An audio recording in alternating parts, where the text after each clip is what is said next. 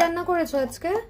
এই যে বাবা ভাত করেছি, আর এখানে ডাল আছে, আচ্ছা। আর এখানে মাটন করেছি, লাল লাল মাটনের ঝোল। উফ, আহা, বাংলা মাটন, বাংলা ও মাটন। হো হো হো। আর এখানে আছে সর্ষে বাটা দিয়ে রুই মাছের ঝাল। আচ্ছা। আর এখানে একটু আগের দিনের একটু বিরিয়ানি বেঁচেছিল, সেটা আছে অল্প একটু। আর এখানে আছে মিক্সড ভেজ। আচ্ছা, এখানে আছে টক দই, এখানে আছে স্যালাড।